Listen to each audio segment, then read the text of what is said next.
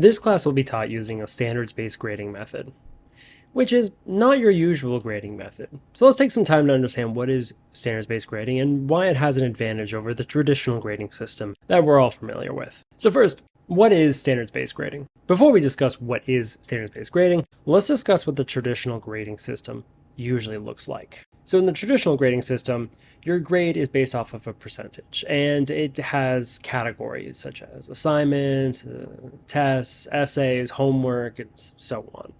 And you get a score in each of those, and then there's some kind of formula that go in the background that adds them all up and averages them or applies weights to them, and then you get 100% to 90% an A, and then 90% to 80% a B, and so on. Often in the traditional grading system, you'll get zeros if you don't do an assignment. You'll get a zero, and then that zero is just going to be part of the average, which means that if you got 100% on something and a 0 on something, it would average to a 50, which is still an F. The reason for why zeros are so detrimental in the traditional grading system can be best exemplified by the example seen right here. We had 3 different students, student 1, student 2, student 3. They've all taken 5 different tests. You can see student 1 started off poor but then got better. They showed growth, and their final grade, a 79C. Student 2 has been pretty consistent, getting about high 70s, low 80s, and their grade average at the end is 79, a C. And then the third student got a 0 on one of the tests because, well, I don't know, let's just say that they were not there that day of the test and haven't made it up yet. And now got scores of 98, 98, 99, 100 on all the rest of the tests. They would still average to a 79%. All 3 of these got the same final grade, but they show very different learning outcomes. If a student like student number 3 is not given the opportunity to make up previous assignments or to reassess their knowledge, then that 0 can tank their grade forever, and that can be potentially very damaging to a student's psyche. And then there's also the idea of extra credit and then group scores. Whereas for standards-based grading system, the focus is on learning goals. Each individual learning objective, is what we're calling them, is going to be assessed. And it's basically, I can do this. I can do a specific skill. And we'll see some examples of those in a momentarily. It measures achievement only. So it only measures whether a student can do what the learning objective says that they can. So the learning objective is, I can represent forces using arrows and vectors. Then if a student can demonstrate that they can represent forces with vectors, then they get marked as proficient in that learning objective. And then we go on to another skill. The only thing that impacts the grade is your performance at any one of these learning objectives. Other things, such as whether you turn in an assignment on time or not, are not impacted by this, because those are not representations of whether you understand the material.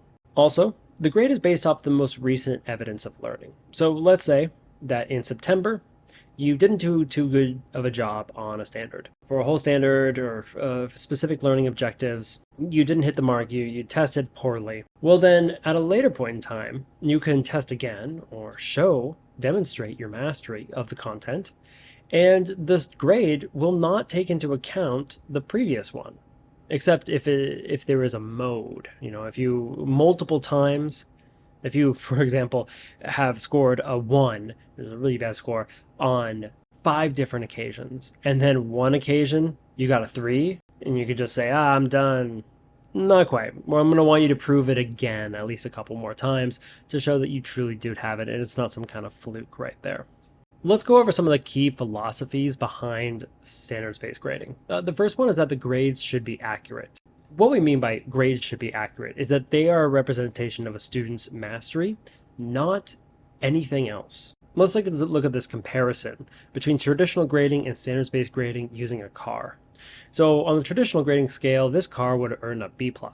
But for standards-based grading, how well a car can be a car is broken down into smaller sections. Like there's the engine, the battery, the transmission, the brakes, the tires. The engine got a score of great, battery's great, transmission's great, brakes need attention.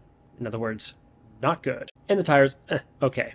Overall, B+, you're thinking, that's great. But if you're in a car and the brakes need attention, in other words, the brakes are not working as they should, that is urgent. You would not pass that car with a B+. You would say that needs to be fixed right away. This is the idea behind standards-based grading. Instead of averaging everything together, you break it down into the individual skills so you can better see what needs to be learned and what's doing fine. So obviously the mechanic doesn't need to focus on the engine. What they need to focus on is the brakes. Breaking it down like this makes the grade more accurate to the individual skills of a student. It also allows students to see what they need to work on and then can self-direct themselves to work on that skill. If grades are going to be a reflection on the mastery of a subject, then they cannot be compromised by arbitrary penalties. Grades cannot be impacted by the fact that a student turned in an assignment late. Also, whether a student does a homework assignment or not should not be part of the grade. Whether they do the homework assignment or not is going to come up. It's going to be relevant because they're not going to do as well if they don't do the homework assignments on the assessments. Giving a penalty for submitting something in late would be like this mechanic giving a penalty to the overall wellness of the car because the person missed their appointment, they had to reschedule, and now they're in here a little bit later time to get it inspected. That doesn't make any sense. That has nothing to do with how well the car is a car. Another philosophy is that no learning objective is optional. This comes back from the idea of if you average everything out, then they can just say, I'm not going to bother learning this one skill because I'll still get a B+ in the end. I've had this happen when teaching with traditional grading. I've had a student be getting a C in a class, but get a 0 on an entire test. They haven't learned a single thing in that unit, but they were getting a C because they've been turning in all the homework assignments and because they're able to be a student. That doesn't mean they understand the content. No learning objective should be optional. Since scores are not necessarily averaged, a student just can't give up on a certain topic. They can't say, I'm just never going to get it, so I'm not going to bother. Peace out. They're expected to continue studying, learning, and reassessing until they've mastered the topic. That is holding students to a pretty high expectation, which is another part of the standard, or another part of the philosophy. Under the standards-based grading system, students are held to high expectations. This is actually important and can really help a student do better in life and in school because of something called the Pygmalion effect. In other words, teachers that hold students to high expectations will find that the students tend to meet those expectations. But the opposite can be true. If a teacher has low expectations for a student, that student will start to display those low expectations, will not show high achievement.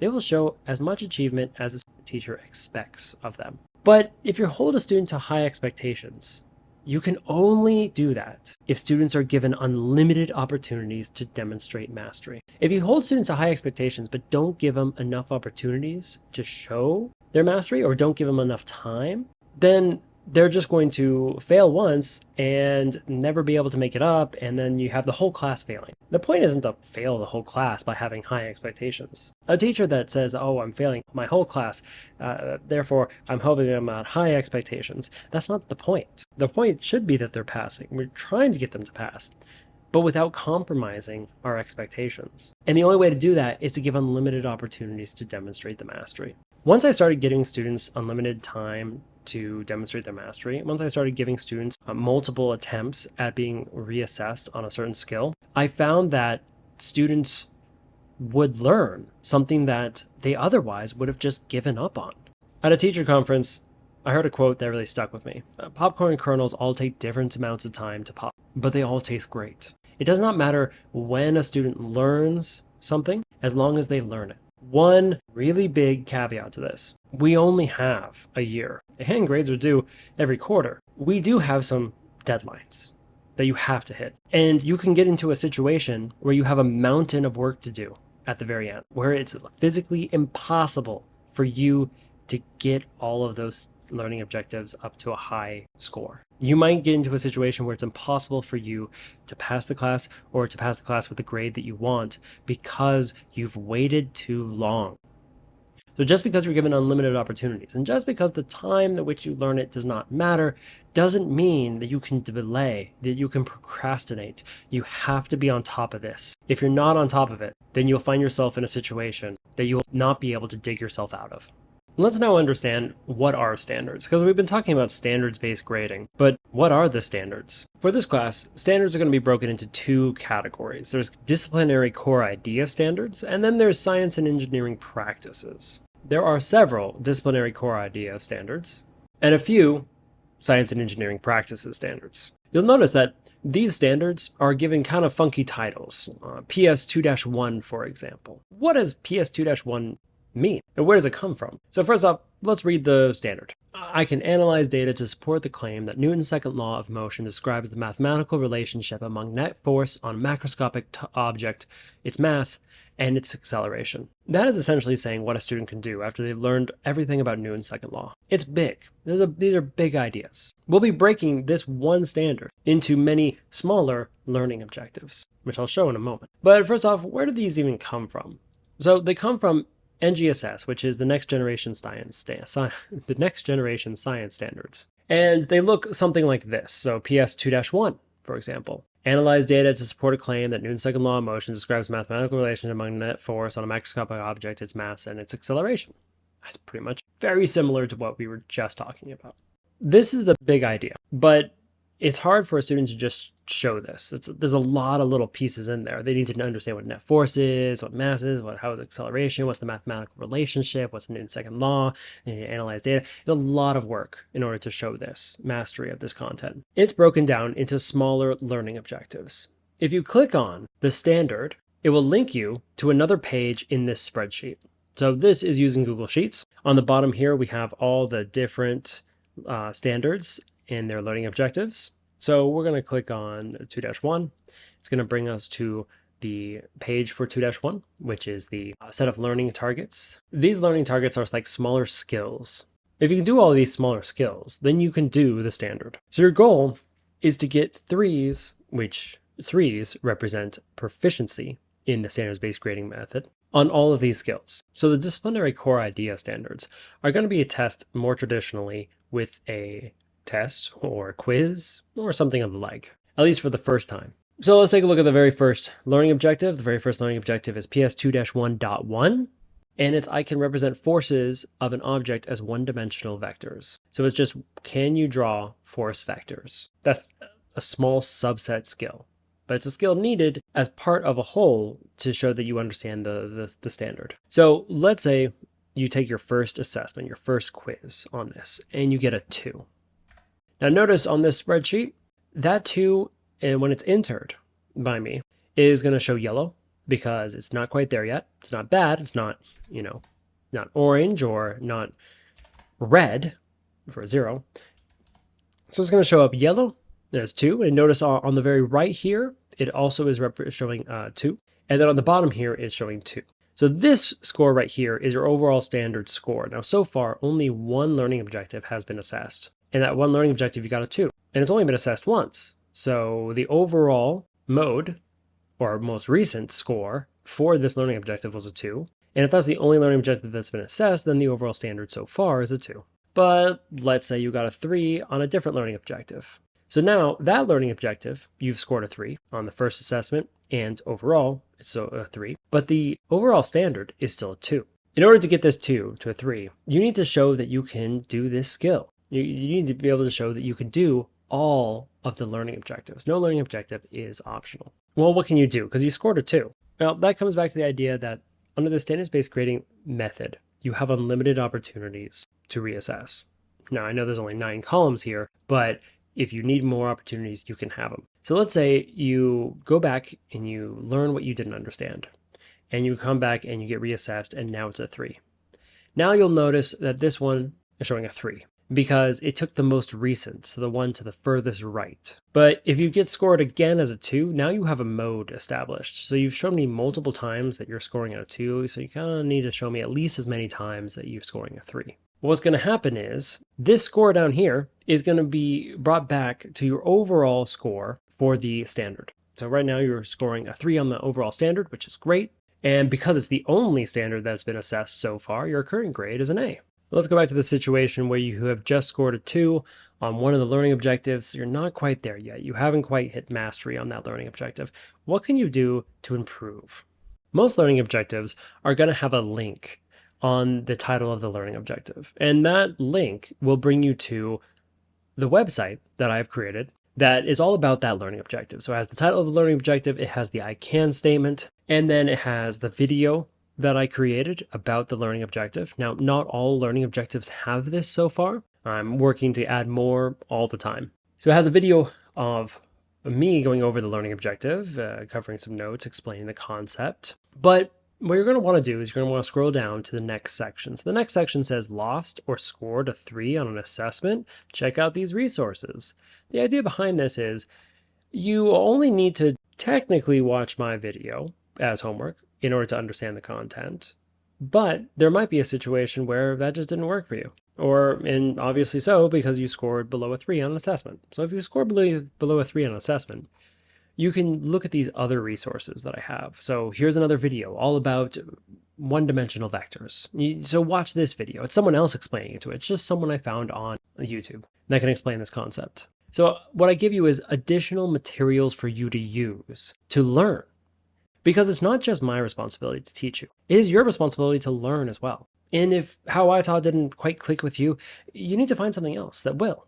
I give you some other resources. You can be in charge of your own learning. You don't have to wait for me to teach you something for you to learn it. You know that you didn't score as well as you should have on a skill. So seek out the knowledge you need about that skill and improve. Take charge of your own learning. Because if you're ever planning to go off into college or even into a trade, you're not going to have someone holding your hand the entire time. You need to be able to figure out, what do I not know and how can I learn it? And then after you're done looking over the resources, try some of these problems out. So I'll have links or direct problems on here. You can click on them and then you can go on to whatever resource I found. And these again are just resources I found online, doing Google searches. Like this, for example, this one is a worksheet all about vectors and adding vectors up. Besides the video that I made, this website is going to be a collection of online resources that you could have just looked up yourself and found. But since I know a bit more about what the standard is asking, I'm more familiar with it, it's easier if I do some of the curating of all the content. But if this doesn't work for you, just Google search. You have the learning objective here. You can just type this into Google or look it up on YouTube. Take some of the keywords from here and look it up. That was the disciplinary core ideas. Let's talk a little bit more about the science and engineering practices. The science and engineering practices are another part of the standards. The idea is that science isn't just about knowing things. It's also about being able to run experiments or design an engineering solution to something. If you think about it, scientists, when they send a probe out into space, they can't just know things. They also have to be able to build things. They have to be able to set up designs for experiments to run, to collect data. They have to figure out, okay, how am I going to set the parameters of this telescope to give me the best data in order to show this one claim as either true or false? How can I design an experiment that would give me data to support a claim? So science isn't just about knowing, it's about doing as well.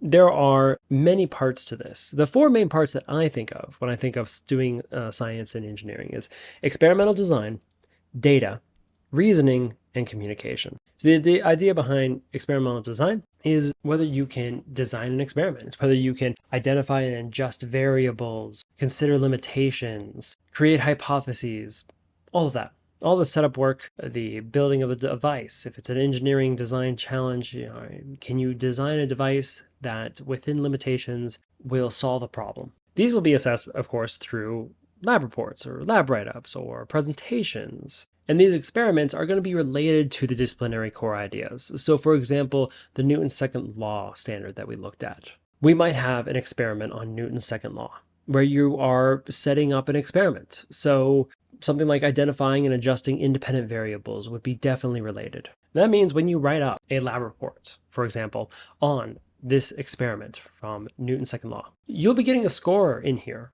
for how well you were able to identify and adjust an independent variable. These columns are no longer like the first, second, and third time that you were assessed. They're instead related to which subject matter, which disciplinary core idea is it related to. So not every entry is going to be on here. Like, let's just say, for example, that on PS2-3, we didn't do a lab report, but we designed something. So maybe you got a 3 for designing a prototype there, but nothing is put in for the ones that are about adjusting independent variables and measuring dependent variables. So there will be blank spaces on this document. But overall, we're going to try to hit each of these learning objectives at least twice in a semester. In standards-based grading, instead of a 100 to 0% scale, we use a 4-point scale. Well, 5 if you include 0. And these points are 4, 3, 2, and 1, and 0. These are the scores that you're going to be seeing given back to you as feedback on every single learning objective that you do. Let's try to understand what each of these scores would mean. Let's start with the 4. First off, do not expect to get 4s. Your goal is not to get 4s. 4s are rare. They're not given out that often. If you've ever watched The Great British Baking Show, they're like a handshake from Paul Hollywood. That, my friend, No. There you are. honestly, that is a fantastic pie. This is not given out every day, and so they shouldn't be the goal. And you don't need to earn a single 4 to get an A in the class. This is above and beyond. So the idea behind this, what is mastery? You know, it says, I understand the concept well enough to fluently apply the concept to unusual and challenging scenarios.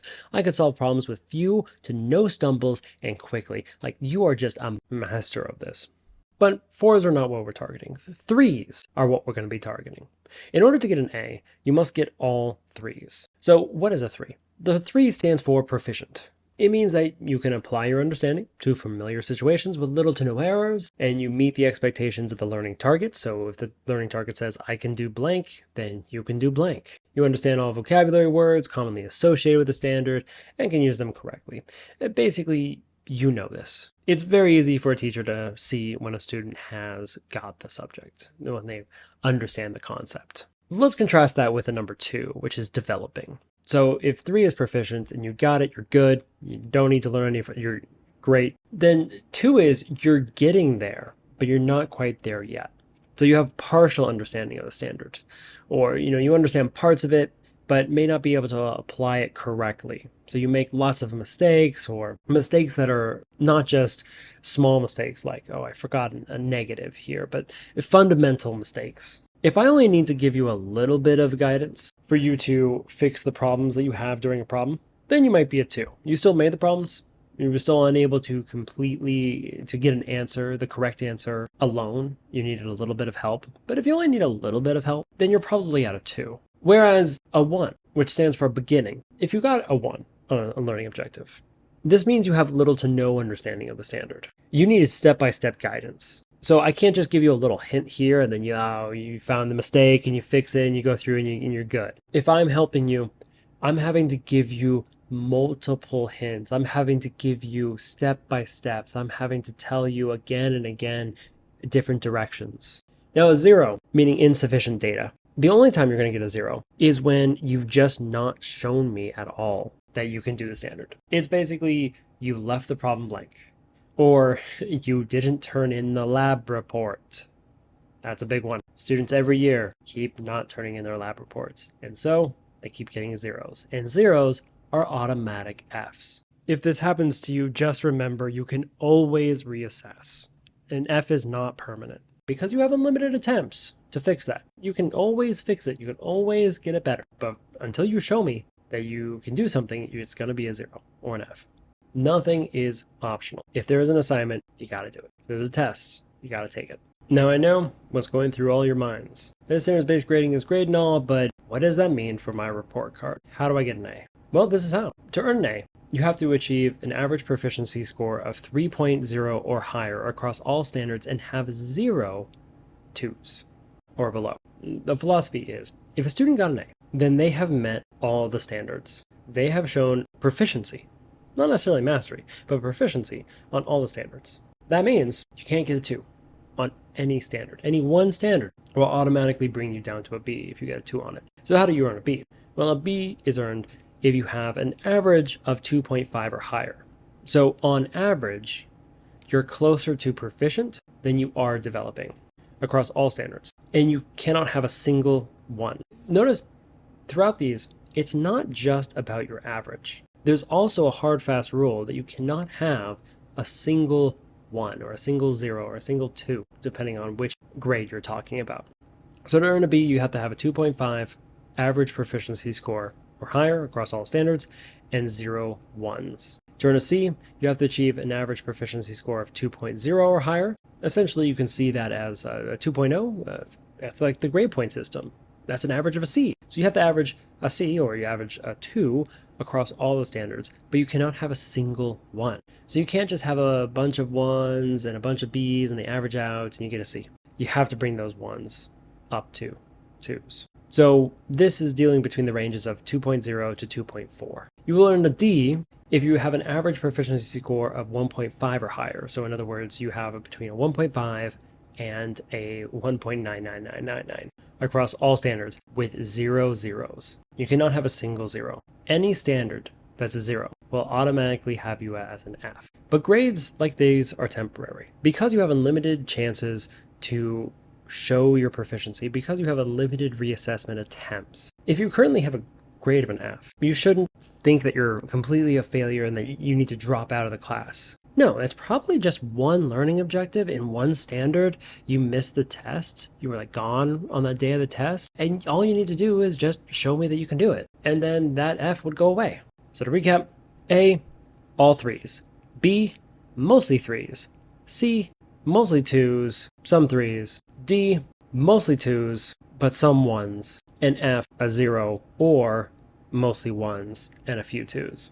I like to end my videos with time for students to apply what they have just learned. Because the only way to learn something is by doing something. In order to learn, you must be active. So here are 3 questions that I want you to answer in your notes. First one is, what is needed to earn an A in Mr. Martin's physics class? Second one is, why should you not freak out if your current grade is an F? And the third one, what is the difference between a 1, 2, and a 3?